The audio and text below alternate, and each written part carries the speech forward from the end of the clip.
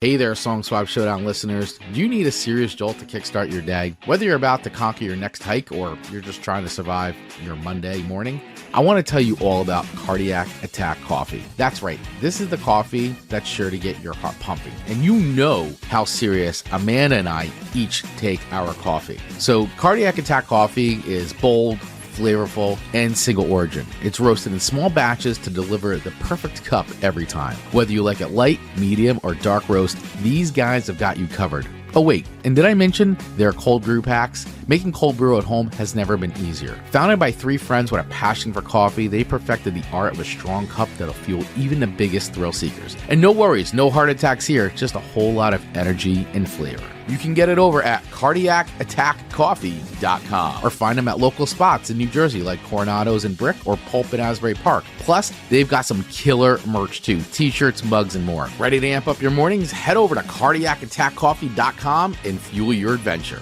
And before you check out, make sure you use the code Song Swap Showdown for a 15% discount. That code once again is Song Swap Showdown, and use that to receive a 15% discount on your order over at cardiacattackcoffee.com.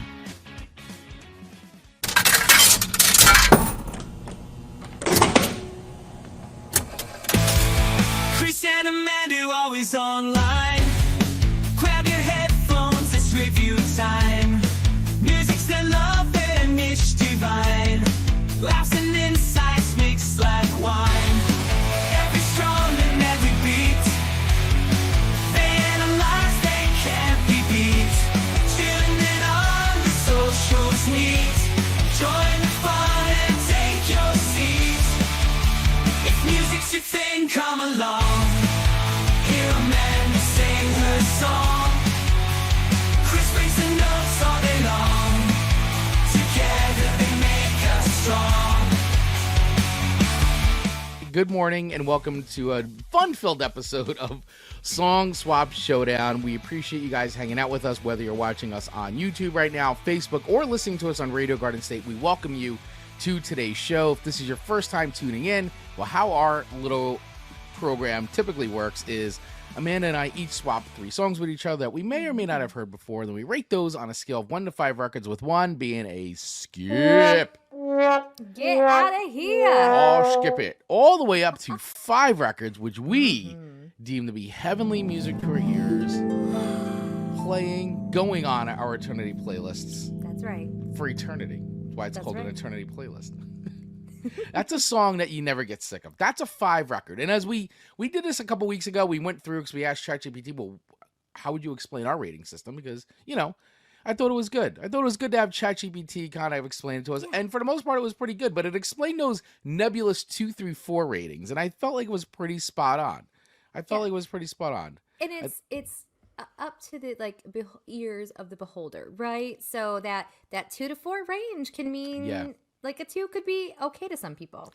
Right. A 2 could be okay. It just kind of means like I didn't care for it. I didn't feel either way about it. A 3 was like, it was good, but you know, it was good. It was good. It was mid. It was good. 4 means, it was above average. And It was 5, onto something. of course, it's eternity playlist material. So, I mean, it's a pretty easy scale when now that you explain it like that. This show is just nonsense. This show is just silliness. I mean, So, it completely is. really, the scale itself is irrelevant, but yet it somehow triggers people. And so that's kind of a fun Very element triggered. that I think when we started the show several years ago, we didn't really realize how heated some people would get about certain songs. And I get it. Yeah. When I love a song, I love a song. I don't know that I would ever be that person to get on and be like, da-da-da-da-da, you are an idiot for saying this is a 3. Yeah. I mean, people get very upset, especially, and I'm going to tell you right now, it tends to be a lot of guitar-based. As a guitar-based music guy, big fan, it's a lot of the guitar-based music fans that tend to get very upset over our opinions, mostly yours. Let's just be real. Mostly yours. Yeah. Because I've not dug some country stuff and they don't come at me. we had our whole Beyonce incident, which I don't know, for the record, we still really like the song, but because we didn't give it like whatever, it was, we were horrible people. But the metal, the hard rock and metal community, the classic rock, they don't seem to like you very much. I don't know what it is. I mean, is it they just don't like your opinion on their music? Incidentally, that's why I'm called that girl, because that girl doesn't know what she's talking about. That girl, That girl. Yeah. So that's why I'm that girl. And the thing is, I think I've really grown in that musical genre, and I think I've found my place in that genre. I think you have. I think you've done very, very well over the 4 years. And I'm proud of that. You should be proud of it. You should be proud of it. So, despite people asking for receipts, calling you poser, and you weathered the storm over these 4 years, you have definitely grown. You have learned to like some stuff. Yeah. And I'm sure it won't stop. So, that's the fun of the show, I guess. I guess that's what comes along with doing a show when you talk about and rate music on the internet. That's right. When you're as big as we are, wink, wink. Wink, wink, nudge, nudge. It's bound to come with some haters. It 100% is. It 100% is. So, listen, guys, we've been doing, if this is the first time you've ever checked out the show, well, what we've been doing this whole month of October is it's been spooky season here on Song Swap Showdown, which means every Monday we've been picking a different theme in the world, the spooky world, Halloween land. Yeah. We're Nightmare Before Christmas, the Halloween Town. We've been picking a theme in Halloween Town to focus on different aspects of like Halloween horror, creepy inspired tunes. And so far we've done zombies, we've done witches. Last week was more of if you guys were on, it was more of like a DJ set. I don't know. I was spinning tunes. We had a show called Pumpkin Jam, so it was more like tunes that you would put on like to get in the spirit of Halloween, or if you're carving a pumpkin, just, I wouldn't say family friendly, but just more spirit of Halloween. So we played all those songs. We didn't necessarily rate them. Well, I think I rated yours. I can't even remember what I rated, but I think I rated yours while we were on. Anyway, go back to last week's show. But this week we are doing cemetery serenades. Amanda, what's a cemetery serenade? Great question. ChatGPT claims that it's that ghoul, ghastly, ghostly presence type stuff. Now, as I often do, I went very literal. Yeah. All of my songs are named Graveyard, because if we're doing cemetery serenades, I'm like, you know what? I'm gonna be graveyard, graveyard, graveyard. Right. Graveyard, graveyard, graveyard. Chris dove into it a little differently. I did. And you kind of did the essence of life, death, love songs, love and death. And I like how you blended that and kind of took the liberty to tie in some unusual choices for, I feel like, a Halloween playlist. I wanted to challenge you a little bit on some of the stuff, and challenge myself as well, by the way. It was a learning experience for both of us. But I do want to just make a very serious disclaimer about today's show, because I would say that before we go into some of these songs, we're going to be talking about the themes and some of the stories behind some of these songs. And I do just want to say that I do want to give a trigger warning, honestly. So in all seriousness, I do want to give a trigger warning today. Obviously, this show is always about celebrating music, talking about the stories behind the music, the history.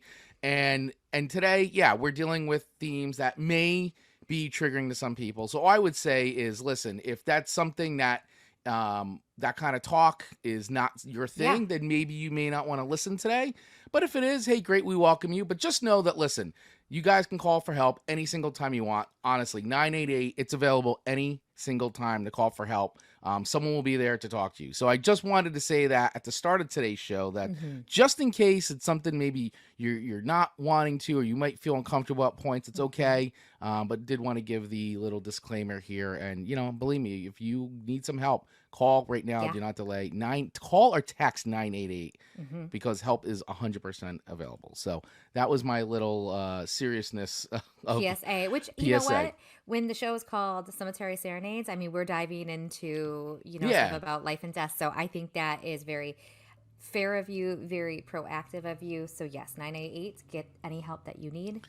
They're there for a reason. They 100% are. Now, if you guys want to play along at home, the game of Song Swap Showdown, It's all about this. How would you rate these songs as we go through them on a scale of 1 to 5 records? Of course, Amanda and I will rate them, and we'll share our ratings, and then we usually tally them up at the end. But if you are watching live, let us know how you would rate these songs on a scale of 1 to 5 records. And if you're not, it's okay.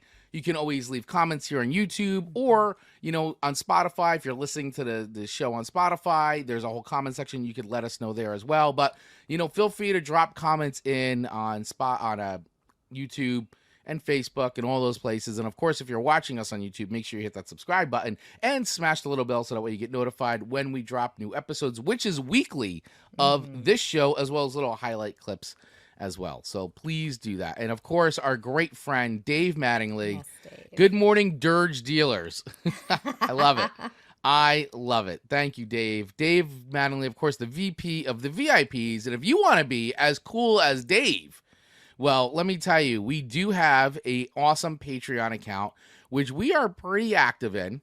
And if you guys want more of this awesomeness that we call Song Swap Showdown, well, great way to support our show and what we're doing here is to head over to our Patreon site over at patreon.com/Song Swap Showdown. You can use the link in our show notes to get access to it. Or once again, just go to patreon.com/Song Swap Showdown. You could literally join for free. Give it a try, and then if you like what you see, feel free from picking from any of our membership levels starting at $1.50. That's right. That's our Costco hot dog and soda special.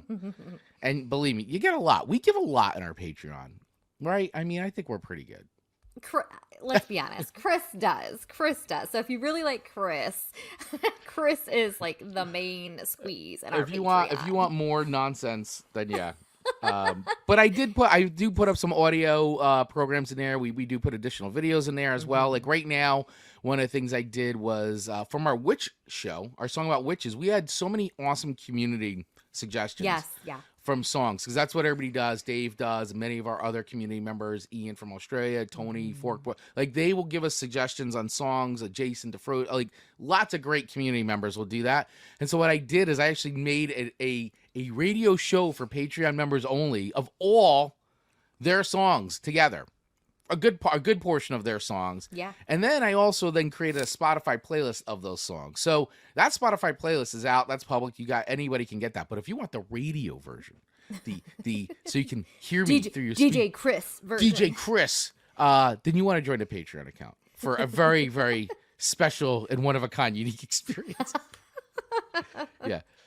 Fans are dying to hear your songs today.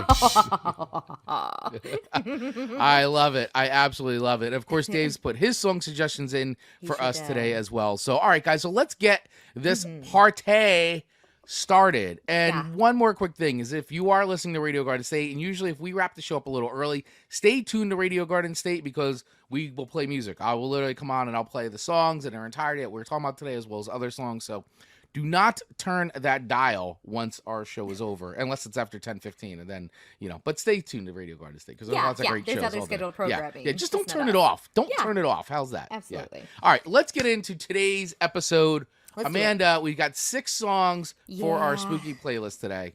What are we doing? I'm going to go first with your first song to me, if that's okay. Go first. It is Cemetery Drive by My Chemical Romance. So Jersey Boys. Let's go. I think you've sent me songs by them before. I have 100% sent you My Chemical Romance songs. And before. I can't think of any off the top of my head, but I'm positive you did. Even if it was just like in our like normal chats to each other throughout the week. But have you, so you've always known this particular song, Cemetery Drive? Mm-hmm. So was this like as soon as we declared that Cemetery Serenades were this week, was this like instantly on your list? It was one of the ones that was in as I was moving songs around in and out. It was on and it was off, and then I put it back on because you know what? It's actually it's a really cool song. I like the way it just is. It plays as a great song. I play this a lot on my show too because obviously being on Radio Garden State, we play a lot of New Jersey-based bands. Of course, My Chemical Romance is going to get played. And what I like about it, too, is that as far as that record goes, which was their breakout record, I guess it's more of an album cut in a way. Like, it wasn't like one of the 3 or 4 big singles that they released from that record, because everything they released from that record was, like, just exploded. That song, I don't think was ever released as an actual single. Well, it's a heavier song. It's definitely a heavier song, but it's a good song. It's a good song. I will say, like, I enjoy the chorus very much. Mm-hmm. I don't dislike any of the song, if I'm being completely honest. But the chorus, there's something a little bit catchy to the chorus that I really like. And listen, the song is essentially, correct me if I'm wrong, but a tale of a woman who has been cheating on her husband. And instead of admitting it, she takes her own life. That is correct. Now, there are some Reddit forums about this. There are. And I went down that Reddit rabbit hole. You went down a Reddit rabbit hole, didn't you? I did. And there were people claiming to be the person, one of the people that she was cheating on, and they were like, "I beg your pardon, I know this firsthand." And there was a lot of bickering about the timeline of said adultery, and yeah, there's a lot of, I mean, listen, the Reddit rabbit hole, right? I mean, you can get sucked in before you know it. It's like 3 hours has gone by, and you're like, wait, what? How am I missing? Cemetery Drive? Yeah. How am I missing time in my life that I will never get back? Yeah, it's pretty funny. It is. So there's a lot of heated takes on this. So if you have a heated take, put it in the comments. We'd love to hear what your stance is on this. But it's not a terrible song, and I feel like it definitely checked the marks for this week's Cemetery Serenades. So with that, if you want to play a little bit of it, let's give our listeners what they're here for. A little taste of some Cemetery Drive by Chemical Romance, which I just love that name, by the way. Yeah. Great name, right? Great name for a band. Isn't romance based upon chemicals, like pheromones? And couldn't that just be argued? That's that's just love? Yeah, absolutely. And it's also could be, chemical in another way as well. But it kind of checks the boxes in a lot of ways. And I know that I'm pretty sure they got their name from a book. If I can remember correctly. I had to look called My Chemical Romance. Let's see. Irving Welsh. That's it. So Irvine Welsh, who wrote Train Spotting, famously wrote Train Spotting. They got their name from the title of that book, which was called Ecstasy: 3 Tales of Chemical Romance. Okay. Which we hear a lot when we're deep diving into our bands, our songs, where names of bands came from or where the names of the songs came from. It's always so interesting. And is this the one that I wish I would have wrote it down, that he wrote the song within 15 minutes, but to put it to music took years? That might have been your next song to me, if I'm remembering. Might have been. But I thought that's if that was if that was a fact about the song, then I did not find that fact. It must be a different one then. All right. So let's listen to some Cemetery Drive by My Chemical Romance. Let's do it. Whoop, there we go. Ba-boom, ba-boom. Ba-boom, ba-boom.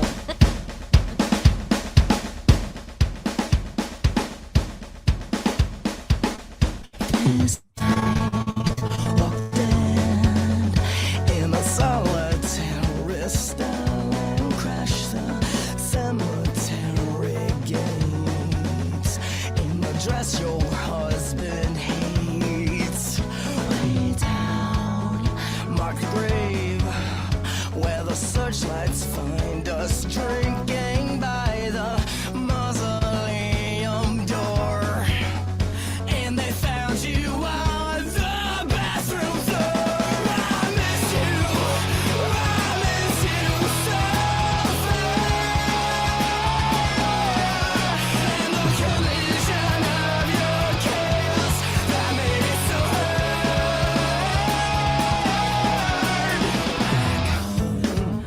Off the run, singing songs that make I love the vibe of the song though.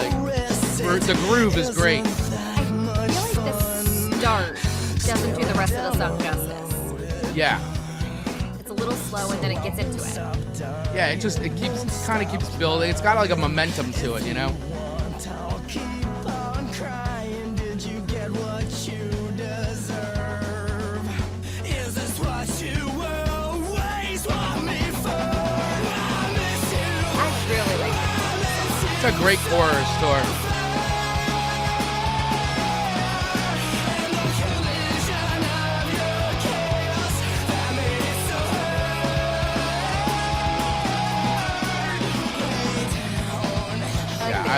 like this breakdown's great too. So all right, so that was a little bit of My Chemical Romance's Cemetery Drive, which was my first song in my playlist, my graveyard playlist. Cemetery Serenade, I should say. Our Cemetery Serenade playlist. That was my first song to you, Amanda. So, let's talk about the ratings of this. Yeah. Where are you rating this on a scale of 1 to 5 records? By the way, I do want to just point out to you that for those of you that don't know, because there may be some listeners that don't know some of this connection. So, Gerard Way, the two brothers, Gerard and Mikey Way, who are in the band. Gerard Way, the singer of My Chemical Romance. Big, they're all big comic book fans. Barely big comic book fan. Actually was a writer with Gabrielle Ba of Umbrella Academy comic series, which was turned into a Netflix series, which just recently ended a couple months ago. But yeah, that is his creation, Umbrella Academy. So if any Umbrella Academy fans out there, if you didn't know that, comes from the mind of Mr. Gerard Way from My Chemical Romance. Now, that doesn't surprise me. And then that makes sense with the cover of the album. Yeah. It has that very, like, comic booky, very indie comic book look. Yeah, which I do enjoy. I do like the look of it. So, where do I rate this? Where do you rate it on a scale of 1 to 5 records? Does it fit Cemetery Serenades, this week's theme? 100%. I feel like I like 50% of the song, if that makes sense. That makes some sense. It's Amanda Math, everyone. Amanda Math. Here we go. And follow. So I like 50% of the song, but I don't think that means it's a 2.5, like 50% of the rating song, because we get the bonus that it is Cemetery Serenade appropriate. So for that reason, I'm going to give it like a 3.2. So I don't love it. I wouldn't skip it, I think, even outside of Halloween time. Right. But I wouldn't put it on to play. But it's, for what it is, I think it deserves 3.2. Is that fair? That's very fair. Okay. So a 3.2 records is what you would be giving Cemetery Drive. Okay, yes. I think a 3.2 is very fair coming from you. Ooh, and Dave is coming in very, very close, ahead of me, just a couple. 3.3 for Cemetery Drive. Dave, we're on the same path there. There you go. And Dave was saying, I haven't seen the final season of the Umbrella Academy. I got rid of Netflix about a year ago. I will say, Dave, it was very disappointing. It was extremely disappointing to me. I mean, I don't think I'm in the minority on that. I think that overall, most fans of the show felt it was a very disappointing season. There were some cool elements, but it was overall not at the same caliber of the other two seasons. And I actually really liked season 2 the best, to be honest with you. I really enjoyed season 2 of that show. But, I mean, season 1 was very good, too. So, but anyway, yeah, unfortunately, I don't... we'll do the... No kidding. Yeah. I'm nervous that that's what Stranger Things will end up being.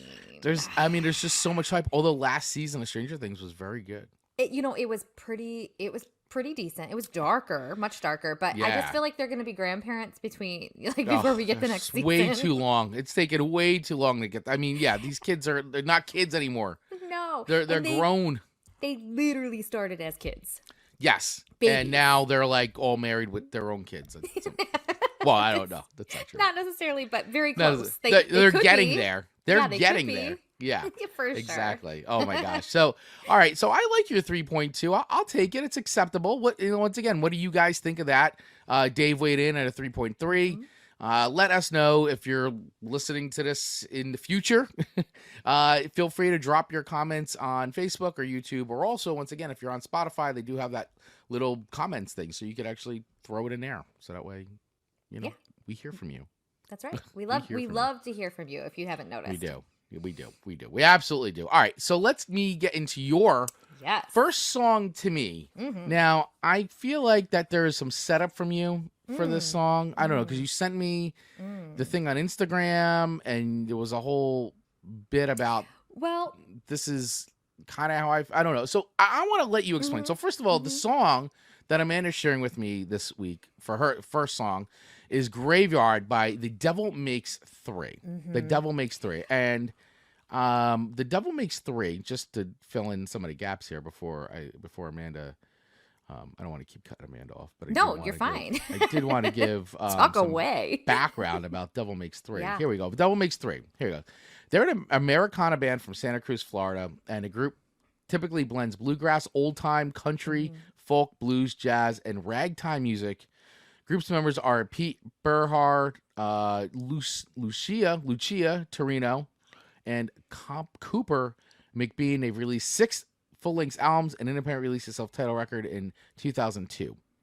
So they have been around for a bit. Yeah. They've been around for a bit.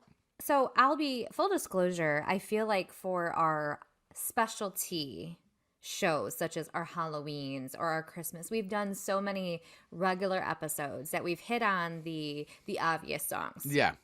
So some people would maybe say, like, why wouldn't you put this song in this week? Well, because most likely we've already covered it. Yeah. And part of the show is it's really fun to deep dive down the rabbit hole of new songs that I typically love, that indie type American folky type stuff. And I just think these type of themes really can showcase these type of songs. So I didn't know any of these songs before last week. You did not? Did not know any of them. Okay, so I wasn't sure about that because... You know, I mean, I know you get into you get up into it, you know. I do. And I thought maybe you'd had. So no, and so as I was researching my own songs, I came across the articles. Oftentimes, with them being smaller artists and a little more unknown, there isn't a lot of great history on these songs. That some of the more popular songs are like on songfacts.com that make it a lot easier for us to, have some facts about.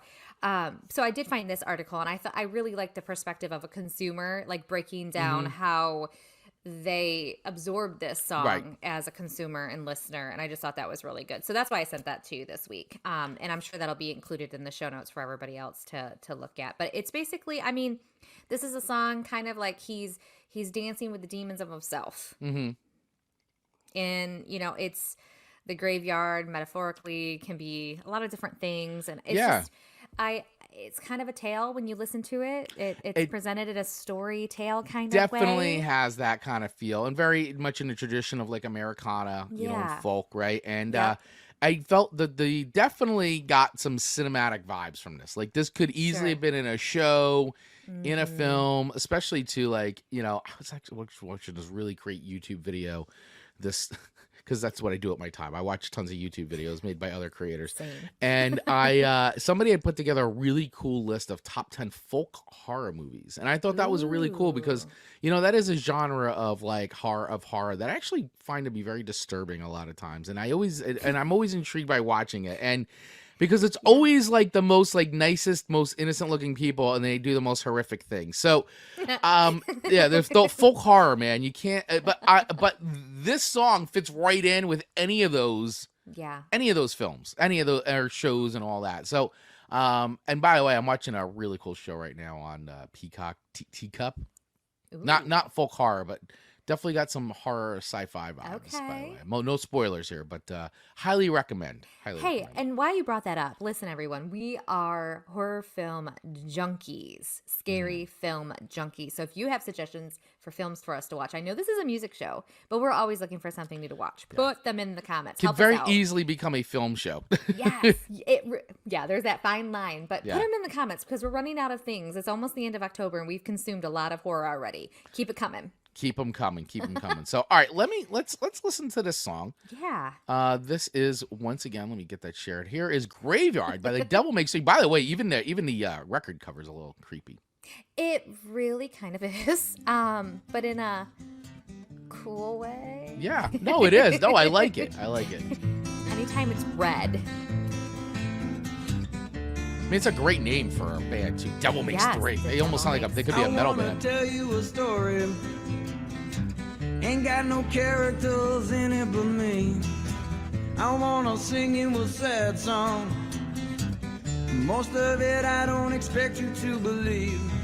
It starts off just a whiskey and wine, or some miles of travel and some real good times, but it ends in a dark corridor where there ain't no windows and there ain't no doors. Well, that's me, just a drinking off this bottle and a drifting out to sea. Oh, that's me. There's a lot of people. Yeah. Just a sitting here staring and a shaking shaking like a leaf, oh, that's me. Just a leaning on my shovel in this graveyard of dreams, oh, that's me. The harmonies are like just enough. Yeah. In this graveyard of dreams.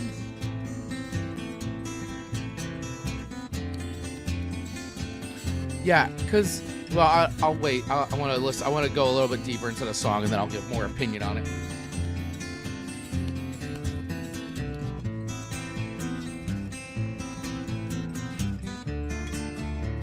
It's got like enough haunting sound, but not anything like crazy. Yeah, it's not super gothic. Like it's not slow. You know, like it's actually. I wanna take you to a shipwreck, 1,000 miles underneath the Black Sea. It looks like everybody's sleeping, but look close, they are dead indeed. I wanna lead you to an armchair, deep back in the files of my mind. I wanna sit you in a candle's light, where I've been spending all of my time. Well, that's me. Just a drinking off this bottle, is it drinking off of me? Now that's me. All right, so yeah, there's a bunch of qualities about this song I do like. One is that it is more the beat or the rhythm is faster. It's not so slow and dirgy, and I feel like that happens a lot sometimes with some of these more like folk, you know. But I like the pace of the song. It's good. It helps out a lot. The other thing I do like, and you brought it up, was that the harmonizing. Here's the thing. I often find the thing that sucks me out, and I love good harmonies, but sometimes I feel like there's something with like folk and Americana where they get too much with the harmonies, like too much. Like this is why I can't stand like Mumford and Sons and like some of those. Like it just grates on me. Like I hear it and I go, why? I don't know. It all, and then it's all dressing like they're. I don't know. There's a whole weird uniform stuff they were doing back then. It's just like, can you guys just play? I mean, I don't know anybody else who dresses up like that. So anyway, I mean, unless you're actually Amish, but like, you know, but I mean, if you're not, I don't understand how that became like a correlation. That if you're playing folk music, you need to look like you're, you know, living. Yeah, I don't feel like that's what Americana looks like. Yeah, I don't. You have to. Anyway, so but I did like is they don't overdo it, and I feel like a lot of these artists tend to overdo it, and I'm like, oh god, enough. I get it. You guys can sing. You guys are like, know when enough is enough. Like I don't need to. You guys are over harmonizing now. You know, this isn't an acapella thing. Anyway, so but this is why I liked this song. I didn't have these other things that kind of suck me out of these kinds of tunes. It was also a nice length too. The song sits at a 3 minute and 25 second, and I really appreciate that, as you know, because one of my biggest overstay its welcome. Right, one of my biggest critiques is songs that overstay their welcome. If they're long for a reason because they're going like that's fine, but songs that just go, all right, enough. I get it. You can play your instruments. I get you guys can sing. I understand you guys are talented. Like, enough. So anyway, I did like this song though. I thought it was pretty cool. Whether or not I would turn it on or not, I'm not sure. I like it enough that I feel like that the song itself, I think I would add this definitely to a playlist. Like, I don't know if I would choose to just go, let me listen to Devil Makes Three, but I think I would add it to a playlist. And I do like that it has a cinematic quality to it. Like, even like in a non-horror, you know, like I feel like it would have been great and could operate in so many different. Yeah, like a Western or something like that. Yeah, Western or even just like, even in any show where they want to like kind of have this like moment of, I don't even know. I mean, because the song itself is kind of... It's, I think, reflection. Yeah, it's a very... And I could see it being in something like that. Like when a character's having a moment of reflection. Yeah, you know? And I think when you look at a graveyard, there is something that happens when you're in a graveyard. There's lots of moments of reflection. Right. You know, when you're seeing how fickle life is. I mean, everybody dies. Yeah, and Dave's coming in and saying, sort of a cross between Nathaniel Radcliffe, Father John Misty, Gordon Lightfoot, and Citizen Cope. Yeah, I mean, I agree. Those are all great comparisons. So yeah, I think with all that being said, I feel comfortable giving this one a 3.5 rating for me. Okay, I will receive that. I feel comfortable with a 3.5. Dave gave it Dave gave it a 4.4. Dave, thank you so much. Wow, Devil Makes 3, 4.4 for Thank Dave. you, Dave. And I had a feeling Dave would really like that one too, because it's definitely into, I think, in the lane of Dave, like, fandom. What Dave likes. Dave has this, any avid listener knows Dave's mind is like bigger than anything I can see. I don't know how it fits in one head. Yeah, Dave is as a music aficionado. Yeah. For sure. So, all right. So before we move on to our second songs, I do want to take a quick and just let everybody know. Here comes some plugs, everybody. Just an FYI. Yeah, buckle up. All right. So real quick, I do, because we are on Radio Garden State, and Radio Garden State is actually hosting a huge fest in 2 weeks. Actually, November 2nd at the Wonder Bar in Asbury Park, New Jersey. Now, Amanda, I know you've never been to Asbury Park. Yeah, I was just going to ask, like, explain the size. Like, Asbury Park is not a ginormous shore town, but it is very legendary to New Jersey, because it is the birthplace of a lot of the New Jersey scene. I wouldn't say the New Jersey Shore sound. That's more Wildwood. But the New Jersey music scene, of course, Bruce Springsteen, huge. This is where he cut his teeth. This is where he formed a lot of bands. Tons of the New Jersey bands came up in this Asbury Park area. So we, as in Radio Garden State, is super excited to be hosting this, along with Greetings from the Garden State podcast. And this is happening, once again, November 2nd at the Wonder Bar. You can get your tickets right now over on greetingsfromgardenstate.com, radiogardenstate.com. It'll all take you to one place, which is Ticketmaster. We've got 3 amazing bands playing: Kristen Sparacchio, The Hard Maybes, and Dentist. These, by the way, these are all artists Amanda would like. I'm not kidding, I wish Amanda. I was there. You would love them all. The Hard Maybes, I think, especially because it's very much like 60s girl group kind of stuff. Okay. Dentist, very like poppy, indie, kind of punky, great. surfy, and Kristen Sparacchio, 1,000% your taste in music. Yeah. Nice. And we've got some great food partners going to be there as well. Rutt's Hut. Anybody from New Jersey knows the legendary Rutt's Hut. The Rippers by the beach, the classic Ripper hot dog, the original Ripper. Oh. Number 1. This is a number 1 destination in New Jersey, by the way. If you're a foodie, Rutt's Hut is a destination. It's been there for like 10,000 years, and it is great. But they are coming to do a pop-up, and so it's kind of this like historic thing. Rippers from up north are coming down to the beach. So you got this like great combination. Of course, Johnny Pork Roll and coffee too. Of course, I still love calling it Taylor Ham. But is this the pork roll? Like, yes, there's the debate of Taylor Ham pork roll. Okay, so but yeah, we got Johnny's Pork Roll and coffee too will be there, as well as these great New Jersey breweries that are going to be behind the bar. Goodness, it Ghost keeps Hawk, going. yep, Asbury Park, 902, Twin Lights, Carton, Kane, Tom's River, Cape May, and the amazing Asbury Park Distillery will also be there as well. So listen, guys, get your tickets now. We got some great partners: New Jersey Lottery, Megan Carvola from Remax Elite, and once again, it's the historic Wonder Bar, guys. And these tickets are literally $20 right now. Get them now. What a steal! It is. It's a great steal. It is an amazing. It's gonna be a great time. This is November 2nd, guys. 2 weeks away. Do not delay. Get your tickets now, because as it gets closer, it's going to be closer to selling out. Get your Jersey Fest tickets today. It's going to be great. Well done to you and the team at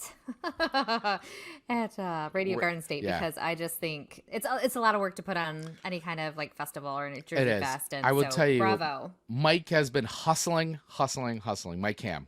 So kudos to Mike Cam for putting this together, and we're all here to support you, buddy. So thank you so much. Thanks for Radio Garden State. Thanks for putting this on, guys. And we are really excited. So I will be down there. My wife will be selling merch at the merch table, so make sure you come down and at least, get a ticket, say hi, and watch some great bands, have some great food, get some great drinks. So that is all happening on November 2nd. Get your tickets now. All right. Back into, wow, look, you got a ray of, sunshine today. Let me block that ray. Let's let it in. Yeah. Sorry, everyone. Amanda's got the sun beaming through her window right now on the video version of I'll take it in Michigan. Yeah. Take it in Michigan. So, all right. So our second songs to each other in our Cemetery Serenade playlist. Yes. Amanda. Your second song to me this week was Join Me in Death by Him, or H-I-M. What am I supposed to say? Him? Him. Okay. I'm like, it's capitalized. Should I be saying H-I-M? I mean, it's him. Him. Him. So, this is an interesting song. Mm-hmm. I don't love the thought behind the song. I know. You know what I mean? And what I mean by that is, basically, the breakdown is they love each other and want to escape the world, kind of by suicide, like a Romeo and Juliet kind of a thing. Yeah. Where you can just love each other alive. Mm-hmm. So I don't love like the story behind this, but what I do like is the song itself. Yeah, I mean, it's one of these things where, like, for me, when I hear it, and I know that the lyrics are, you know, a little piercing, and it's got, like, you know, I will agree, what I don't like is a romanticizing of that. But then again, it's been a topic in literature for forever, centuries, Romeo and Juliet, and films and everything. And for me, this is how I feel like. This is how, when I hear this, what I love, and this is, I think Him is perfect, is like, I am a huge fan of Bram Stoker's Dracula, the one done by Francis Ford Coppola, with Gary Oldman as Dracula and Winona Ryder and Keanu Reeves. Yeah.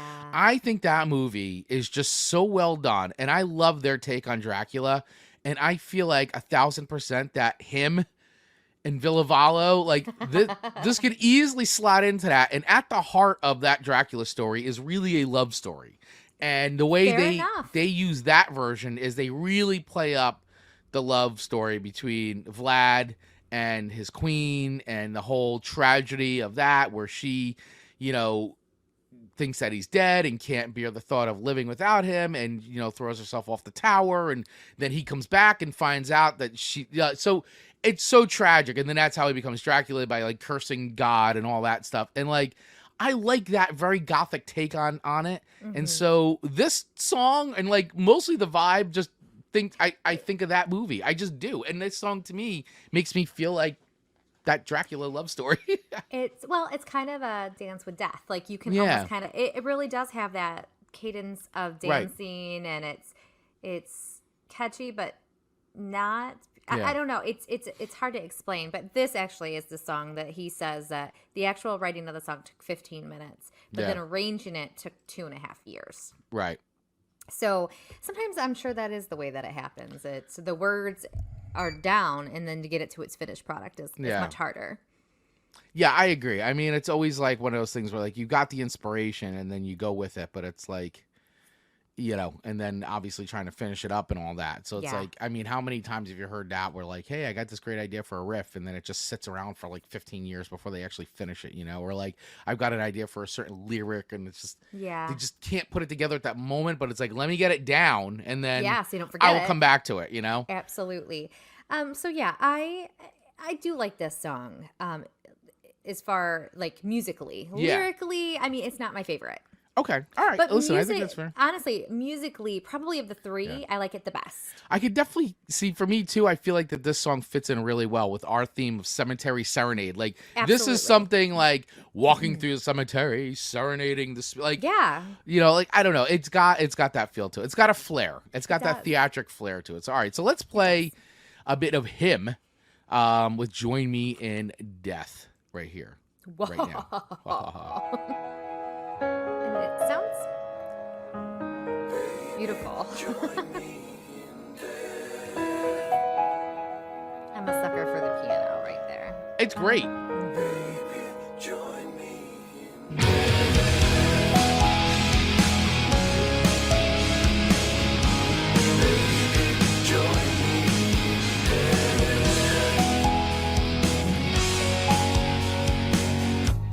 We are so young, our lives have just begun, but already so, like, we are considering it's actually actually very similar yet totally different to Graveyard by the Devil Makes Three. Like, just the approach of telling the story is different. Yeah, agreed.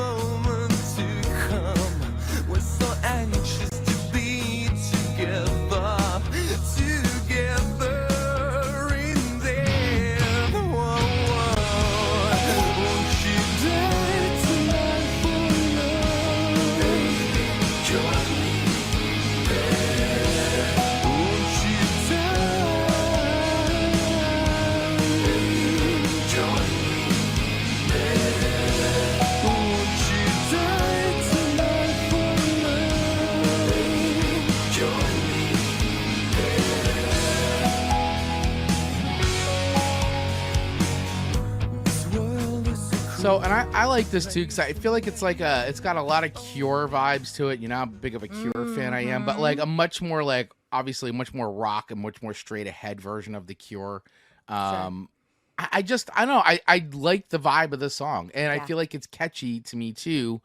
And then all the gothic and the theatrical stuff on top of it. Like a lot of people too, like will kind of, and you know, I've played you Ghost a lot on this show. Like we just did Ghost actually a couple weeks ago, and so Ghost gets heat, or they used to get a lot of heat. I don't get much heat, but a lot of people are like, "Oh, Ghost is a bite off of him," and what Villavalo was doing. But I'm like, you know, honestly. But then you could say, but then this is a bite off of like what Bauhaus and the Cure were doing. So I mean, it's goth music, but like made much more accessible for like normies.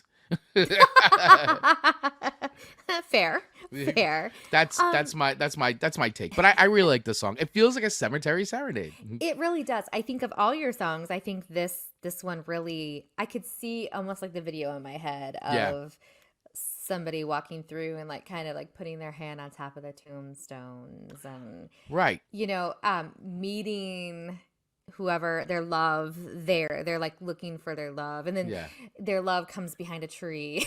They're like, oh, there you are. Well, the music video for this, even though it doesn't take place on a cemetery, it's got very cemetery vibes. I mean, I could show you. I mean, I could bring it up a little bit just so you can kind of see, because I think that you're right. You're spot on with a lot of the vibe in this. Oh, nice. But this is the actual the music opening video. I love. Oh, very cemetery-esque. Yeah. If that's a word. Yeah, very cemetery-esque. Yeah. You know. This looks like something like an Ice Nine Kills would run with. Yeah.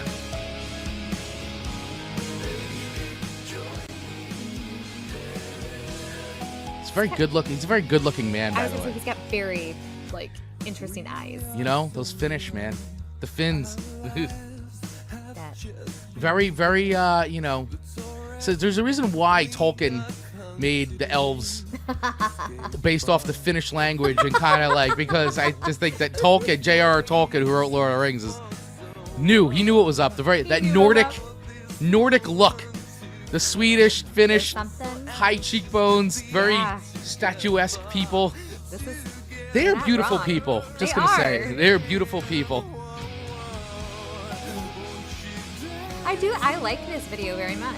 Yeah, very, very high stylized. Like it's like almost like if you turned the song off, it could be like the sound of it's like it could be a fashion for like some kind of like cologne or something. Like it's just, it operates on so many ways. It's like it could be a cologne commercial. You know, like look, it's like obsession for like, but I mean very, very highly stylized. You know, like but I like it. It's good. It's like good. Brought like that. You know, when these guys were at their height, like they really brought this sound back in a really cool way. And I like that they made it accessible and poppy and just catchy. It's just good music. Just good music. That's all. So anyway, I thought I'd show you the video real quick. It's right in that ballpark of where my mind was going with that. So I actually like the video even with the song even better. Right. So, yeah, I thought you might. I thought you might. As we often do when we do video reviews, sometimes it talks me up. Talks you up a little bit. Decimal or two here. Yeah. So I probably would have, I'm going to give this one, I'm a little conflicted with the video. I'm going to give it a 3.8. Wow. Well, guess what? You are in league with Dave. Oh, my goodness. I didn't even see that comment. We are really like Dave, yeah, you guys are mind melding today. Mm-hmm. Yeah. Dave also thought it was a 3.8, and I think that's a very fair rating. Once again, coming from and Dave, Dave was into a lot of the dark wave stuff, and I know that Dave probably feels that it's got that dark wave-esque kind of, definitely has that. So, but not too much. You know what I mean? Right. Like, not so much that it's like now I just feel like I'm in a dance club in the basement, just like Yeah.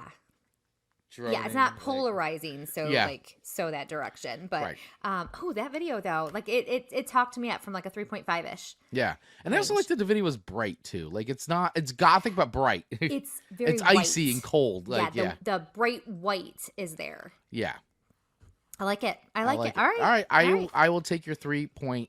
I love it. Love it.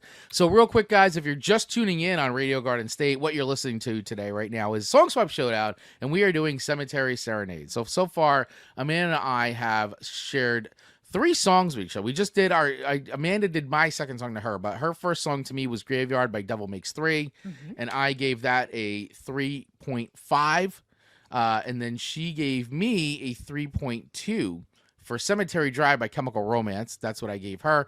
And then I just gave her this one, which was Join Me in Death by him, and she gave it a 3.8. So now we're on to her next song to me, which was a fun one, and I'm glad you gave this to me because this was really cool. This is the Blenders, Graveyard. And I love that you found it on Halloween Party Songs comp. Like some kid like CD.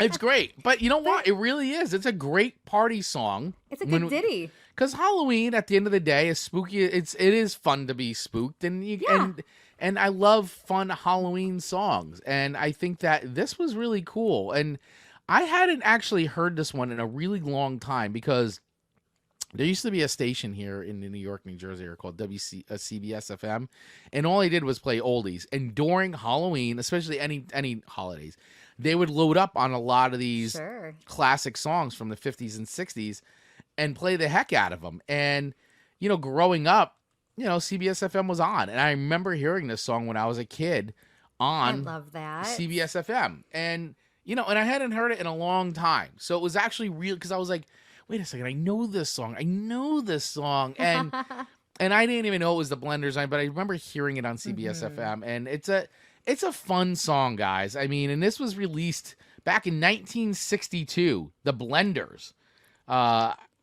who were, I guess, I don't know, I wouldn't say they were a doo-wop band or anything like that, but they were definitely like I was trying to find some more info on the Blenders, actually, and I was right before we got on the air, I was looking for some more. Did you manage to get any more info about the Blenders? No, like I feel like, besides what's in like the Wikipedia type of stuff, which isn't very much, and when you search Graveyard and stuff, there are so many songs, like you get inundated with other people's information, not on what you're looking for. I found it. Good. So on Wikipedia, I found it. So take this with a grain of salt. But they were a Minneapolis, Minnesota-based band. Not to be confused. Ooh. So there is actually... There's like a gazillion. So this is not the right Blenders. This is what I'm saying. Like there's so much on there. It's a 1960s vocal quartet of the same name that appeared on a Lawrence Welk show for 2 years and disbanded in 1967, or the R&B group of the same name that recorded in 1949 and 1954. So, okay, so that was this is a different Blenders that It's remarkable, but the song itself is fantastic. The song itself is fantastic, and I do like it. And even when you go on, because I found somebody had posted on YouTube the actual, like, the 45 of it, and like had the picture, like a lot of like YouTube stuff, especially stuff that's like out of print.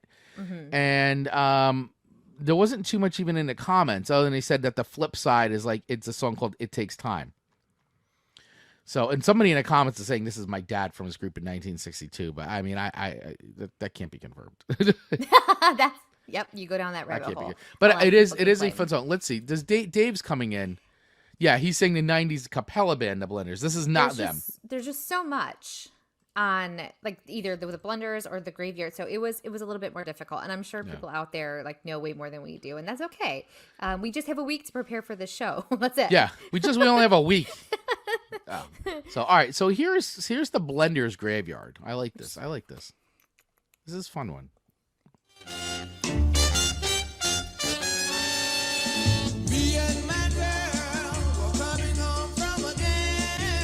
Of course they were coming home from a dance. Absolutely.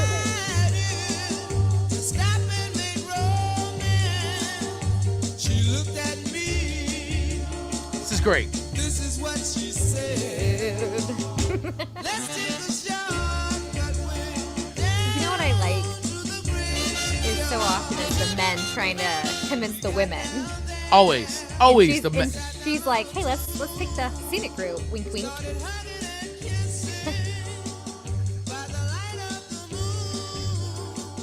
Now listen to my song now, and it's for sure. I'll never go down there no more, down in the graveyard. So good, man. This would have definitely fit in really well with our pumpkin jams for sure. But it fits in great with this too, because this is like, while we've got a lot of like sullen kind of songs, this is like having fun in a graveyard. Yeah. Different than like the Monster Mash or something, but it's in that same bracket, I feel like. But I really enjoyed this one, and like I said, I hadn't heard it in years because where I had heard it was on CBS FM. Didn't know it was the Blenders, and I'm glad. You have reintroduced the song into my life, and now I can add it onto every Halloween playlist, including by the way, Song Swap Showdown has an official Halloween playlist on Spotify. Just search Song Swap Showdown holiday or Halloween. I can't remember, what is it called? Halloween party playlist. It should pop right up though. It should pop right up. It's a Halloween party playlist. If you just go into Spotify and just type in Song Swap Showdown, everything we've ever done will pop right up. So especially that one, a Halloween party playlist. Thank you. That's it. That's what it's called. So Dave is already giving his 3.5 for this for the Blenders, and I'm going to tell you, I'm scoring this much higher than that, Dave. It's hit me in the right mood today on a Monday. Yes. And when Amanda gave this to me, it's definitely my favorite of the three songs, just because I like that and it's a nice sandwich. It's when we oftentimes Amanda likes to compare songs with bread and sandwiches. So I would say that your two songs are the nice warm toasty bread. Ooh, that I like, I'm liking. Okay. And I got spread with like some good mayo. Yeah. And, keep going. Some pickles and all that. What's inside? This is like the amazing cheese on a grilled cheese sandwich. This song. Ooh, so this song is a grilled cheese with like superior gooey. Yes. Nice really pull. Right. That's this song. Ooh, okay. Ooh, so it's the really good gooey cheese in the middle of a very perfectly toasted and prepared grilled cheese sandwich. Grilled cheese sandwich. All right. So okay. that's where I'm going with this. Now I made everybody hungry. So where am I rating the Blenders Graveyard? While it is not an eternity song for me, it is a really fun one. And I am going to rank it pretty darn high and also the nostalgia value is playing high into this as well. So I'm going to give it a 4.5. Ooh. Thank you for that, sir. Only because, I mean, honestly, it is a really fun song, and I love me some fun Halloween songs. As much as I love the sullen, but I really enjoy, especially 60s, 50s, 60s garage rock Halloween. I love that stuff, and this fits right into that pocket for me. And I felt like this was a refreshing song that it felt like a lot of our classic songs that we enjoy. But it wasn't the same old songs. No. It was a treat that I'm like, ooh, this is a fun family Halloween playlist. It really is. It is. Yeah, it's about smooching and blah, blah, blah. But like, no kid's going to catch on to that. They're just hearing the beat and the I certainly did it when I was a kid. I was just like, this is just right. a fun song on CBS FM. So it's great. Yeah, if they could play it and they could sing it at this time, it's appropriate. Yeah, absolutely. So, all right, guys. So that is my rating for the Blenders Graveyard. Before we move on, I do want to make sure that we, of course, talk about, because, you know, Amanda and I, we are serious coffee people, guys. We are.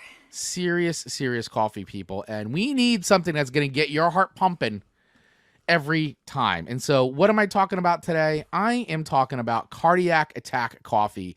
We are so happy to have Cardiac Attack Coffee as our sponsor for the month of October. And let me tell you, yesterday I actually did a video of this, and then I didn't post it because I actually want to redo it because I wasn't like super happy because you know how Amanda, you know how I get. You're a perfectionist, yes. I get to a point of like I really want to post this, but what I did, and Amanda will appreciate this, because I took Cardiac Attack coffee and I have the Guatemalan, the dark roast, which is delicious, and I put it in my French press. And I made an outstanding cup of coffee yesterday around 3:30. And I got to tell you, that kept me going all night long because I went to go see Tiny Ships and Reese Van Riper and Energy Werewolf down the street. They were playing, and that got my heart pumping. I loved it. It was great. And that French press, so boom, loved it. It was excellent.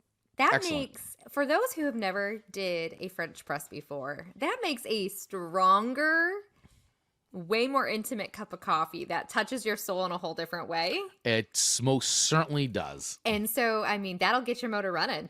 It'll definitely get your motor running. So, listen, guys, Cardiac Attack Coffee, we can't say enough great things about them here. We're so happy that they are a sponsor for this month, and it is just a great coffee. Amanda and I are very, very picky about who we partner with and align with, and these guys are great. So if you want a whole bean ground, well, actually comes in whole bean or ground. So sorry about this. So whole bean or ground, either one, but it's a single origin coffee in late, medium, and dark roast varieties.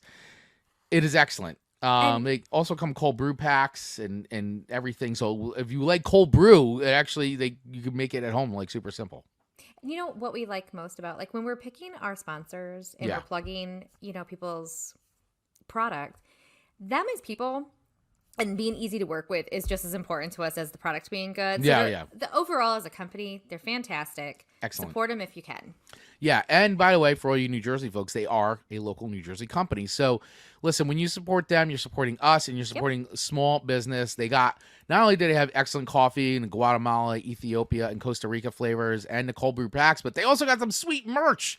Glassware mugs. Cup is amazing. They got excellent, if you're in a punk and hardcore, excellent inspired punk and hardcore merch like Bad Brains, Circle Jerks, and more. Just excellent merch. I love it. Love it. Check them out. So listen, our special offer to all of you guys and through with our partnership with them is we are extending a code right now. Use code Song Swap Showdown when you check out and get a 15% off your entire order, no matter what you order from them. Go to cardiacattackcoffee.com, cardiacattackcoffee.com. Use code Song Swap Showdown for 15% off your order right now, cardiacattackcoffee.com. We love these guys. Get your heart pumping. That's right. Do it. We have spoken. Boom. All right. Moving into our third and final songs here today. Yes. The Song Swap Showdown radio program, podcast, whatever you want to call it. Yeah, Dave's saying that Cardiac Attack merch looks pretty sweet. I'm telling you, Dave, these guys are on their game. And you know how Amanda and I are with merch. We are ridiculous. Like, we are such suckers. We are people's perfect consumer. That's right. Get your Song Swap Showdown pumpkin shirt. Guys, Halloween's not over yet. Get it now in time for Halloween. And you know what? You can wear it all year long, too, like I'm going to. You too. And I am working on a special holiday one, too. I'll send you some designs for approval. All right. So Approved. Immediately approved. All right. So here we go. Here's our third and final songs to each other. Amanda, since you had started with my songs at the top of the show. Only makes sense for me to finish with yours, right? Yeah. And I have a prediction about this next song. But I wanted to do it because I thought that it would be something different for you. You know what? I'm glad I was exposed to it. You have the best way of saying the most positive things. It's like peace and love, but peace and love. So what song are we talking about? Love You to Death by Type O Negative. Incidentally, I say that to Marcus all the time. I just love you to death. Love you to death. I love you to death. I can just squeeze you to death. It's just, sometimes love's painful. Love hurts. Yeah, sometimes. we all watched that TikTok with Marcus's voice on it, by the way. Yeah, he's funny. I'm surprised I was able to put his voice on there. I was shocked, by the way. He let me. I was shocked. So believe me, I took advantage of it right away. I didn't waste a second of time. So, this particular artist, has a vampire fixation, right? Mm-hmm. I mean, so run with what you like. Run with what you like. I mean, Peter Steele, the Green Man, R.I.P. Been many, many years. Actually, we did a little short on him on YouTube a little bit ago. And Typo Negative was one of those bands. They made a very lasting impact when they came out and kind of got like a lot of traction on MTV and rock radio and being New Yorkers and all that, but like they created that image of this like mix of like dark goth with metal, but did it and Pete Steele's that baritone voice that he's got, really very big female following, I'm gonna say, and on top of that he was a pretty good looking dude too, but like very large female following. I will say, like, when I first started listening to this, sexy vampire vibes. For some people. Well, not for Amanda. Not for me. I don't particularly find vampires attractive. I don't want to live forever. We've discussed this already. We have discussed this. Like eternal life. You on Earth. You do not want to be immortal. No, not on. If you became a vampire, you would throw yourself into the sun. Immediately. Poof. I might have been too dramatic with that poof, but you wouldn't have a little fun being a vampire before you did it? No, because blood freaks me out. But if you're a vampire, though, it's like you crave it because you gotta. But like, I don't drinking blood. Like I'm really drinking good. blood. I mean, I would never drink blood, but I'm also not a vampire. But if I was a vampire and that's what I lived on, I feel like I would still know. You know what I mean? Even if I would. have a craving for it, I feel like I would know. I've watched a lot of Supernatural where the vampires on that show seem very conflicted. And that's why they'll drink the blood from animals instead of, people. Well, that's like Interview with a Vampire where like Louis lived off rats and stuff. That's what I'm thinking. Like, I feel like it just would be so lonely to live eternally. And that's what this is about. Yes, like the vampire telling a lady he will love her to death, and make her immortal because he wants a companion. I mean, but I wouldn't want to see all of the people that I care about just die over and over. Well, then that is definitely the curse of it, right? Nothing comes without a consequence. So while you may live forever, you're gonna see people that you love not continuously die. I mean, everyone except for vampires dies. So I will say, the beginning of this had me real excited that it was going to kind of become like a power ballad, like metal power ballad, and then it didn't happen. Right. Okay. And so I feel like I might be disappointed in this song because I had an expectation that wasn't reached. Okay. You know what I mean? But the song, there were some elements of the song that I found enjoyable. But I think this one I can handle a little bit better because this one wasn't necessarily about suicide. This was more of a love song, of an eternal love type of thing. So this was just a little bit more of a lighter, like storybook type of. This reminded me of something from Interview with a Vampire. Exactly. Like I could picture like Lestat or like Louis or any of the other random vampires from that, like totally singing this, serenading, like if it was a musical, if Interview with a Vampire was a musical, maybe it is. This would be great. It is not. I don't want them to turn it into a musical. I mean, I don't honestly. Heated take. I don't even really necessarily love Interview with a Vampire. Well, I've been watching the series on AMC. Did you watch the series? No. What do you think about that? It's so good. Is it good? Is it better than the movie? Oh my God. It blows the movie away in every which way. First of all, okay, guys, we're in a sidebar real quick. Sidebar. We're so sorry. Sidebar. This is the show. Sidebar. Tom Cruise as Lestat was a terrible choice, by the way. And I'm not. And even Brad Pitt as Louis was kind of like agreed. Weak. I don't like either one of them. Well, what they've done in this Interview with a Vampire show is they have really, the guy that they got to play Lestat is absolutely perfect. Okay. Perfect. And the actor that got to play Louis was great. They really nailed it. It was actually interesting what they did. I don't want to spoil it for people, so I think you should go back and watch it if you haven't. I think it's on Netflix now. I'm gonna do it. But what they did was actually very interesting with the actual Interview with a Vampire book. And they go deeper into things. They do change some things, but I all feel like the changes they made, most of them were very much for the better. Okay. I think it was a great updated take for today's modern audience to discover that without really altering the DNA of the book and story. So I highly recommend, guys, if you really want to watch something really cool, if you like Interview with Vampires, if you were sleeping on it, don't watch it. It's great. It's very good. And the guy that plays Lestat, oh my God, he's the perfect Lestat. Now I have to go watch it. I have spoken. I have spoken. 5 records. So, all right, sidebar concluded. Got it. Well, it's good to know. Let's play a little bit of "I Love You to Death" by Tape. I love when you do your metal voice. It makes my throat hurt.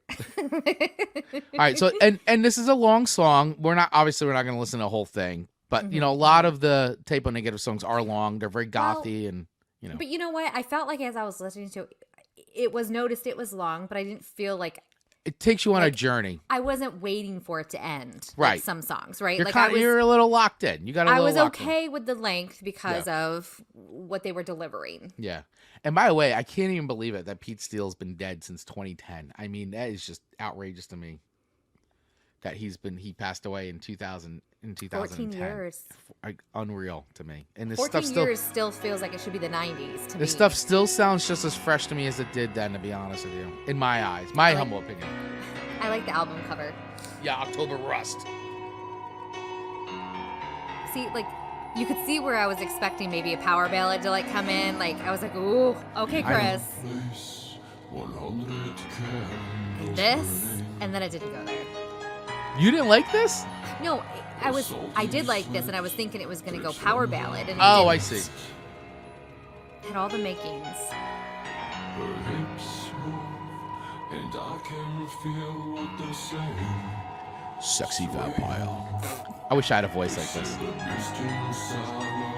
Would you use it all the time? 100%. Hey, Rachel. This is so great. Rachel, come to me. Whoa. But I love the symphonic, the theatrics.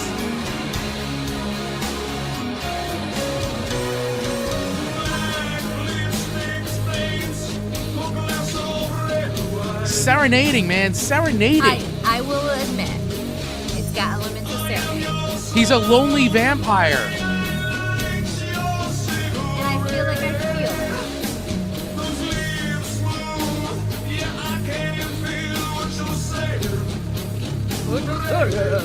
That's great. It's Elvis, man. It's Elvis. Not quite. Yeah. Zombie Elvis, I'll say. I love the layers.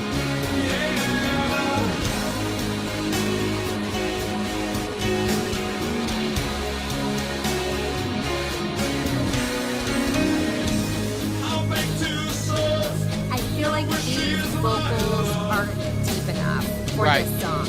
It needed to be lower. Okay. Oh, I'll turn it up. Let me turn it down. No. Like the vocals of the singer right now. Like, if they would have been a little lower, it would have flowed a little better for me personally. But his voice is so unique and so like, it's perfect. He literally sounds like the vampire singing, pining for this love. He sounds like the character, and all of the. All right, hold on. Can we do this real quick? Can we cut? I put the video on for you to watch the video because it's our show. We can do whatever we want. oh, that's right. We can. We can do whatever we want, whatever you want. Let's. All right. Here's the video because I just want you to get. That you had it like queued up immediately. Like, of course, you knew I did. This was going to be needed. I knew this was happening. Little Red Riding Hood or something. Yeah, I think so. In her place, 100 candles burning.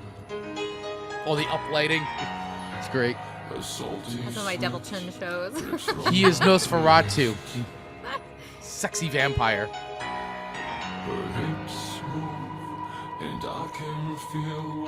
I love the Comfortably Numb. That's great. It's a Pink Floyd Comfortably Numb line.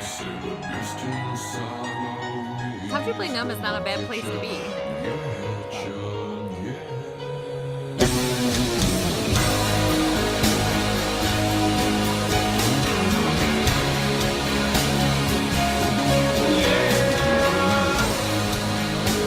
Yes.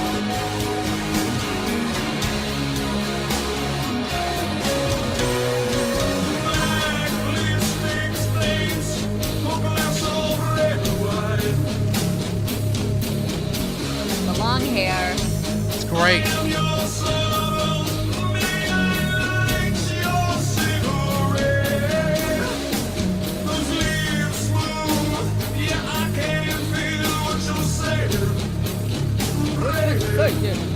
There's some share going on. Look at this look, though, man. Love it. All looking like vampires.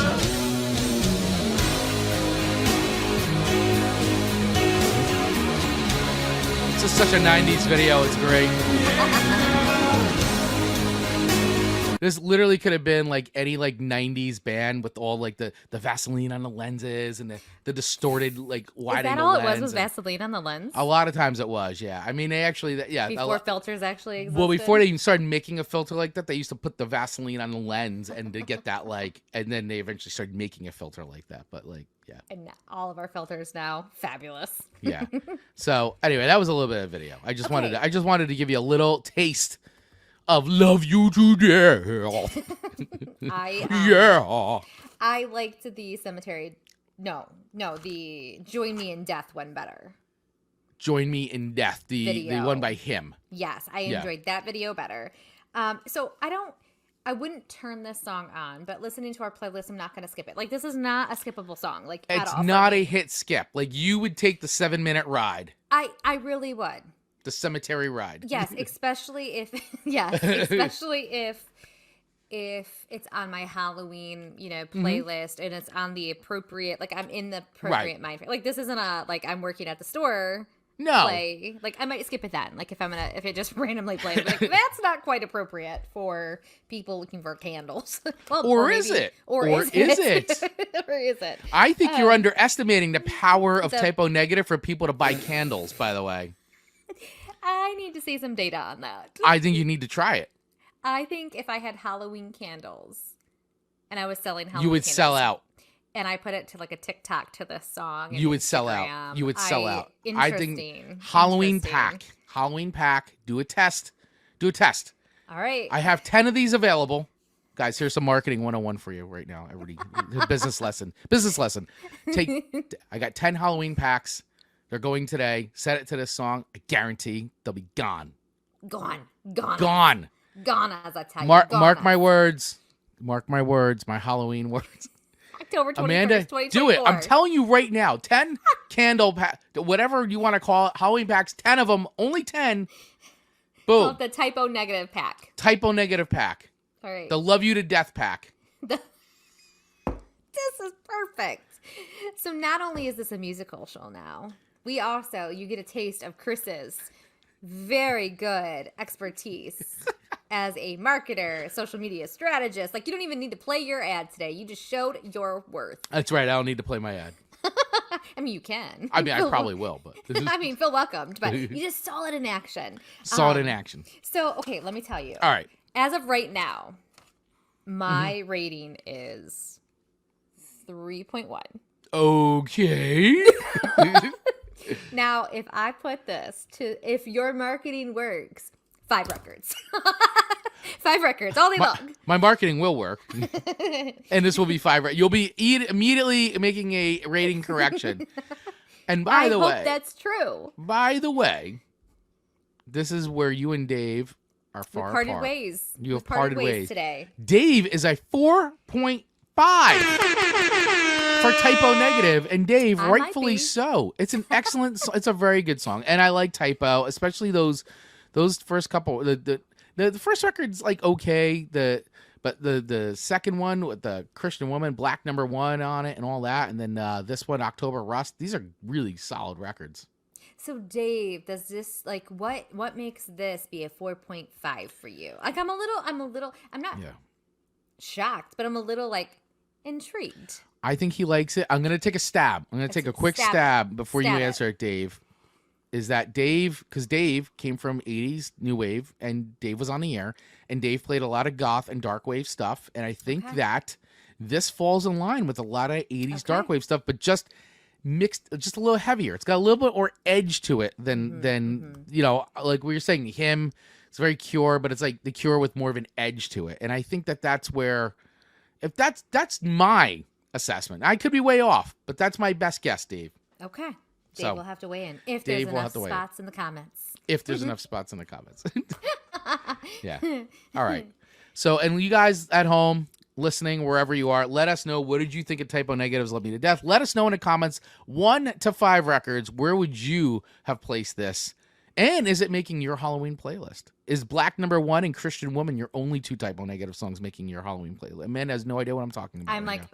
I'm gonna okay it. Yeah. Dave's saying Millie's song's a little longer. Like, Dave, you're not wrong. Okay. You're not wrong, but I think once you're locked in on the journey, you're just in on that cemetery. You know what? But his verbiage there is very his wording is important. Admittedly, the song is a little longer than he likes, but it's not like. But it's a deal breaker. It's not a deal breaker. It's not enough to say it's a 2 or a 3. Yes, I like that. I like that. All right. So our final song that we are discussing today is Amanda's final song to me. Yeah, it is. And that is Graveyard by Nicole Rayy with a double Y. Double Y. Double Y. Why do you think she has the double Y? Well, I don't know, but I've been following her on TikTok since I've discovered her because I just discovered her this week for the show. Okay. And I'm really excited. And so when I go down the rabbit hole of her TikToks and she's like, hi, I'm Nicole Rayy, 2 Ys, because it matters. She always says that. And so when you say double Y, and I just continuously think in my head, because it matters. And it does matter. Spelling matters, right? Mm-hmm. So she apparently has a pop remix version of this song out too. She has done a lot with this song. And I think... And I don't blame her. Because, I feel like the version we have on our playlist is really fun, but of course, like, she's just having fun with it. I think it's been a successful thing for her, and why not have fun? Yeah, no, listen, I think that absolutely, I mean, have fun with it. What I want to do too is I wanted to see if I could find the one that's, I guess, the pop remix. I have the official video. The official video. So let's do this. Which is fun. Let me play. Should I play the song and then play the video? Either, or you could just play the video. All right, let's just play the video. How's that? I like it. Let's just go there. So, and obviously, you guys, if you're not watching, you know, you'll be getting the audio on this, of course. Of course. But we always highly encourage you to go back and watch the video version. So, all right. So, let's listen to some of Nicole Ray's and watch it. Graveyard. Nicole Rayy, double Y. By the way, when I look this up, the AI overview on Google, because that's a thing now. Like, yes, you get an AI, I actually kind of like it. Because Graveyard is a murder single by Nicole Rayy. That's it. It was released before her album Now and Then, which has an emotional tone and pace. That was AI's overview of this song. A murder single. I mean, it's not wrong. We now know why this is on Amanda's list. I know.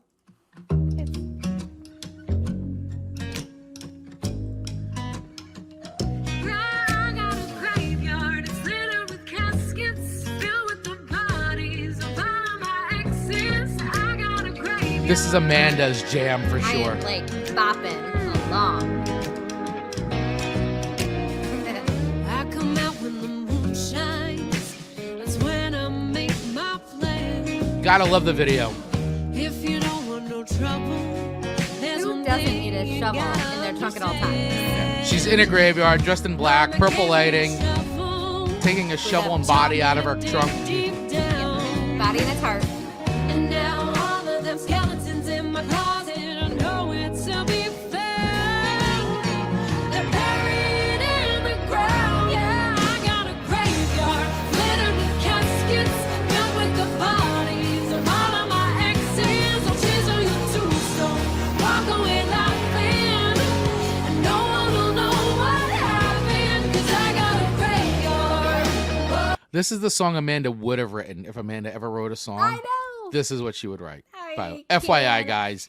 Yeah. Because for those of you not watching the video version of this, you really have to go back to watch Amanda, how locked in she is on this music video, and how she wishes that she was Nicole Rayy in this video doing all these actions and that she had written this song.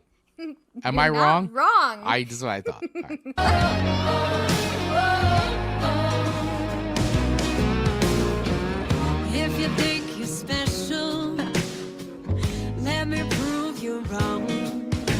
I'll burn you in your package and bury the ashes and put it in a country By the way, I want to say she's very stylish. Yeah. She's very well put together for burying a body. I just want to say, She's she an doesn't expert at this point. She doesn't look rushed.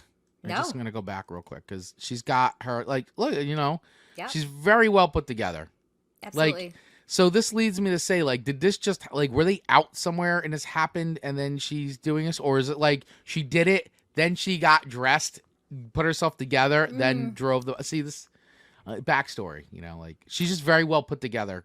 I suspect she has a shovel in her trunk all the time for these occasions. They probably on a great date, and she was like, probably. You went down the wrong hole there. Package and bury the ashes and put it in a country song. Put it in a country song. The devil, I can make your wishes come true. But I go off like a volcano. I got fire on my hands, so be careful what you do. I'm coming after you. Yeah, I got a graveyard littered with caskets filled with the bodies of all of my exes. The tears on your tombstone. Walk away laughing, and no one will know what happened. 'Cause I got a graveyard. There's a lot of this going on. I got a graveyard. Nice boots. A little gentle nudge into the hole you go. Gentle Just nudge. another notch on the leg of my throne. And all your sins will be written on your stone. I got a graveyard littered with caskets filled with the bodies of all of my exes. Or tears on your tombstone. Walk away laughing. I will say I really like that chorus. Which part? Just the whole part. I got the graveyard with the bodies of all of my exes. Yep. So it just implies that she just buries all her exes Well, in this graveyard. And is it a real graveyard or is it a metaphorical graveyard? It could be real. But what I like is her choice of words. I've got a graveyard. It's littered with caskets. And it's not it's littered with caskets. she's associating her exes with garbage essentially. I'm like, sure, I like that. Where other people like me have taken a little bit more caution with a coffin. Let's put it in the ground carefully. Nope, littered with caskets. Goodbye. Littered with caskets. Goodbye. Goodbye. Goodbye. All right, let's finish this out. We're actually almost done with it. Let's finish it out. I'm so sucked in. Locked in.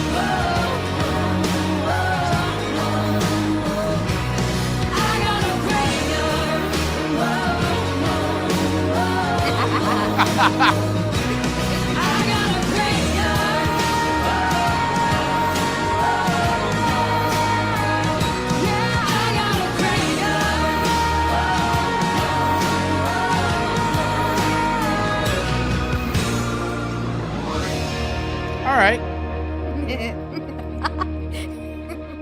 All right. Yes, give me the final shot. All the buried exes. Hey. Love it. Said.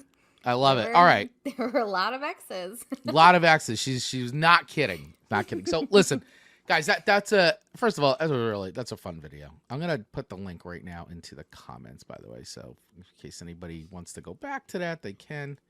Let me do that. And she's fun to watch on social media too. Zippity doo dah. Go and take a follow of her on all the places. There is a pop version, she said, that exists, and it's not on here. But I've went down her TikTok rabbit hole, and there's a lot of different things that she's done with them. So I don't know if there's an actual extended version of it. Well, hold on. I found don't something know. on her IG. If you can find it, I'm sure I'm gonna love it. I want to hear what the sample is on her Instagram. So let's just I'm curious. Listen, we're exploring together now, everybody. We're down the rabbit hole this far. Yeah. All right. Pop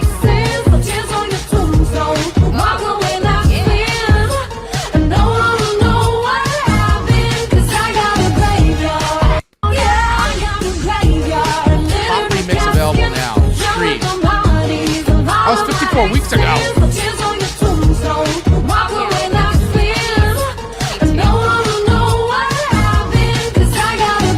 Okay.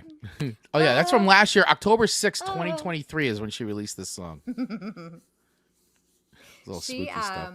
I feel like maybe the Chicks could have had this song as one of their CD songs.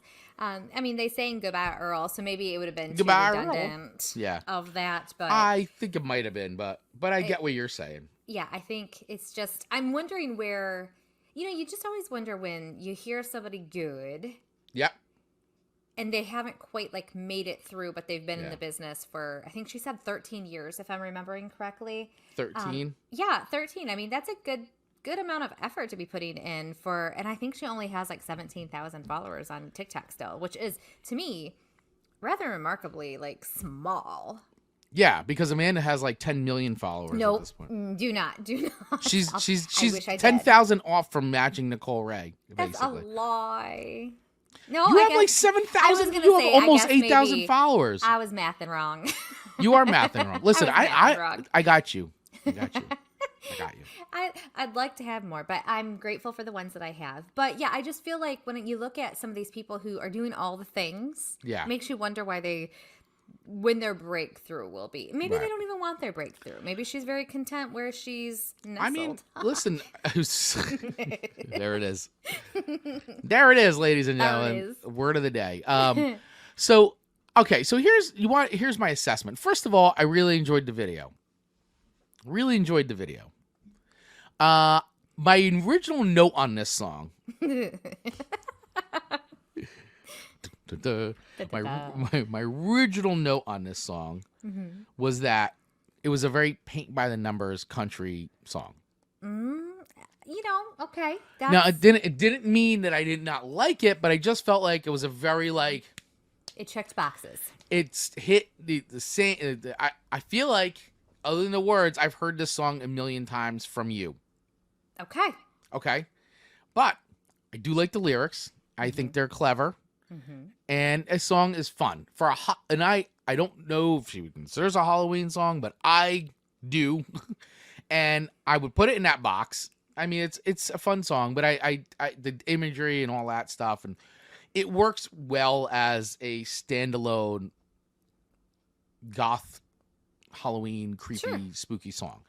The video is very fun. I like that she leaned into it really hard. I mean, I think you have to with a song like this.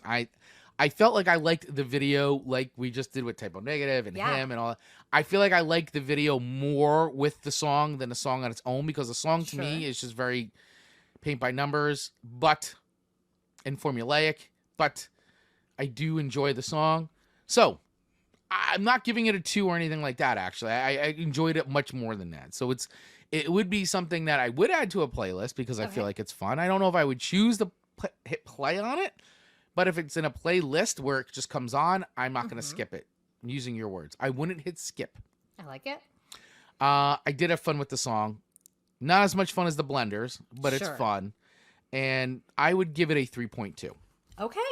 Hey. However, I would give the video a higher score. Because the song with the video, I thought the video was fun. And I think I would give the video a 3.7. Okay. I mean, the video itself isn't like crazy, but I like that she at least leaned into it and they had fun with it. And I like that they went in with the lighting and the graveyard and, I think it's fun. So listen, I'm glad we watched it. I like the tune, and I think that'll definitely go on a playlist for me. It will go on a Halloween playlist. I like that. And Dave Bentley coming in with 4.0 for Nicole Rayy. So that 4.0 for Nicole Rayy. I appreciate that, Dave. Thank you, sir. Thank you. So we're at 3. So I think where we're at is, Chris, you're at 10.1, and I think I'm at 11.2 just because of the blenders. That's right. And so that makes you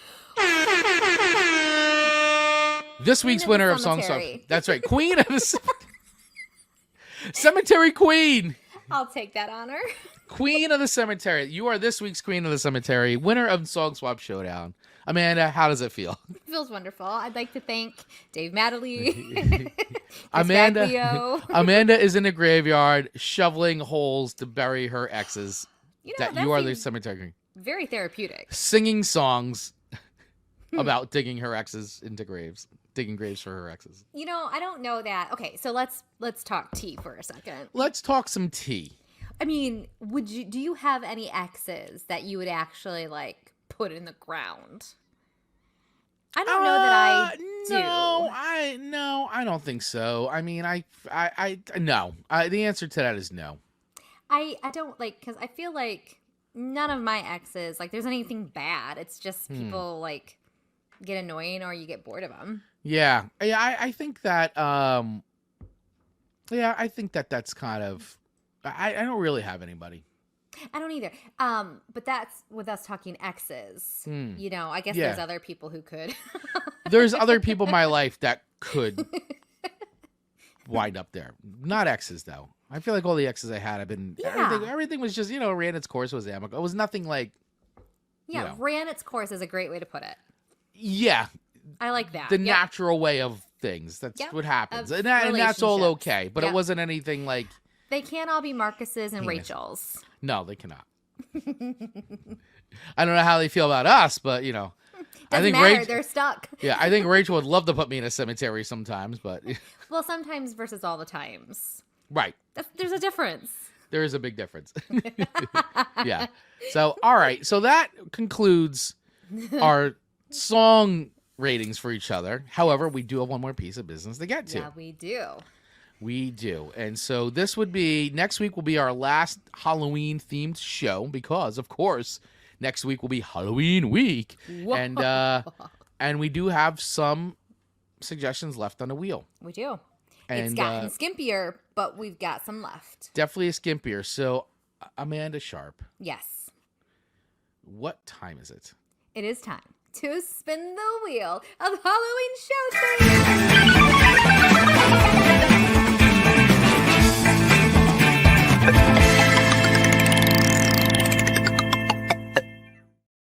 That's right. Time to spin the wheel. Yes. The wheel if I can find the wheel. Well, we'll make one if we can't. It was just sitting here. Let's get now. Keep in mind, everyone. Chris on his end has 1,000 links and tabs and all the things. It is pretty spectacular. It's amazing you can do any of this show from your fingertips. It's amazing I could do any kind of a show. Not based on your ability, just how many moving pieces. No, absolutely not. So, and by the way, guys, just to let you know, this week's Halloween Wheel of Themes is brought to you by Jersey Fest. Get your Jersey Fest tickets today, right now, November 2nd at the Wonder Bar. Get them over at RadioGardenState.com, GreetingsFromTheGardenState.com, WonderBar.com, anywhere. Basically, they're on Ticketmaster, guys. So, get your tickets now for Jersey Fest. Get your jersey on. Get your jersey on. Okay, let's spin the wheel. Wheel. By the way, here is the I think we should just go through what's left on. Okay. So we have Full Moon Fever. Mm-hmm. Songs inspired or mentioned by or songs that are inspired by or mention the moon, especially in creepy, mysterious context. Mm-hmm. Ghostly ballads, melancholy and haunting songs that tell ghost stories or tales of lost love. I feel like we just kind of did that one, though. I did too. Should I take that off? Yeah, go ahead. All right, remove that one. Okay. So all stuff we should have done before the show, guys. Okay.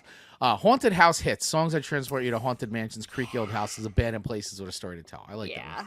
Monster mashup. Songs about classic monsters like Dracula, Frankenstein, mummies, and werewolves. I like that. Mm-hmm.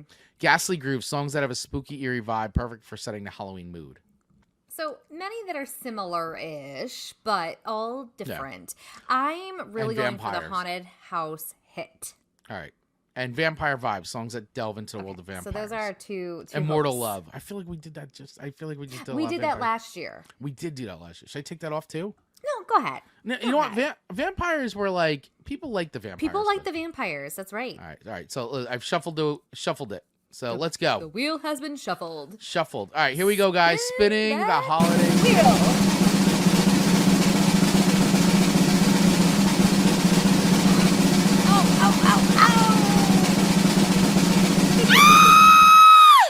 Scream. So all right. Full Moon Fever, songs that are inspired by or mention the full moon, or the moon rather, especially in a creepy or mysterious context. Now, I am going to throw an audible in here, guys. I'm going to throw an audible in. I think if it does mention werewolves, I agree, and things about that, I think that stuff. I don't mind incorporating monster stuff in there if it mentions the moon, especially so werewolves are very tied to the moon. So I'm gonna also say songs that werewolves in there too. I like that. Okay. What do you? I think that's. I think that's fair. It's very fair. I think it's fair. All right. So Full Moon Fever. Full Moon Fever. That's right. Songs inspired by or mention the moon, especially in creepy or mysterious context, including werewolves and other things that go bump in the night. As long as it mentions the moon, I think. Dave coming in, prepared to be mooned. Okay, have you ever mooned somebody? Yes. The answer is yes. I think most guys probably have mooned It people. it is a total guy thing. It's a total guy thing. Have you? I've never. It would be amazing if you were like, yeah, I Never. have. Yeah. That I can remember. All right. Okay. All right. Remember there's those lost years of Amanda's lost years. that are unaccounted for, so Yeah. I can't be held responsible for what I did during those years, but I don't think I have. All right. Very good then. All right, guys. So listen, that wraps up today's Song Swap Showdown. I have this prepare to be moon comment still sitting up here. It's like laughing. All right. So that's this week's show. Thank you guys so much for tuning in, hanging out with us today on YouTube, Facebook. Please make sure you hit that subscribe button if you're on YouTube and hit the little bell so that way you get notified when we go live. Of course, if you're listening on the go, anywhere you get podcasts, hit that follow button as well. This is what helps make the show grow. Of course, too, if you're on Radio Garden State, keep it tuned because we're going to keep the music going over there directly following today's show. And then keep it tuned to Radio Garden State all day for all kinds of great shows. Get your Jersey's Fest tickets, do all that. And we will see you next Monday for Full Moon Fever, our last Halloween show of 2024. And then we'll be moving into Amanda's other favorite time of the year. I mean, you can't go wrong once fall hits. You can't go wrong. You can't go wrong. Amanda, Amanda, are good to us. any final words before we wrap it These up? were good. I think we had a really nice playlist of 6 songs that were all a little different, talking about some Halloween, cemetery romance. It was good.